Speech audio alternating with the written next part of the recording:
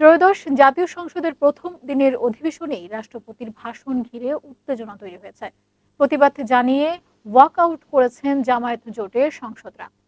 বৃহস্পতিবার বিকাল ৩:৩০টার দিকে রাষ্ট্রপতি মোহাম্মদ শাহাবুদ্দিনের ভাষণের জন্য সংসদ কক্ষে প্রবেশের ঘোষণা দেওয়া হলে জামায়াত জোটের এমপিরা নিজেদের আসন ছেড়ে দাঁড়িয়ে প্রতিবাদ জানান। এ সময় তারা জুলাইয়ের সাথে গাদ্দারি চলবে না লেখা লাল রঙের কার্ড প্রদর্শন করেন।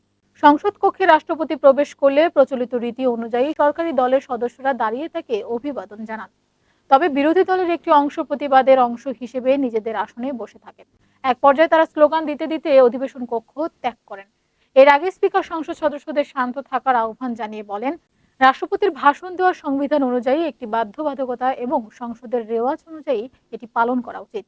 তবে স্পিকারের আহ্বানের মধ্যেই বিরোধী দলের সদস্যরা স্লোগান দিতে দিতে অধিবেশনের কক্ষ থেকে বের হয়ে যান।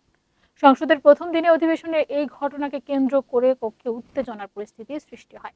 মাননীয় সদস্যবৃন্দ, সংসদের শৃঙ্খলা রক্ষা করুন।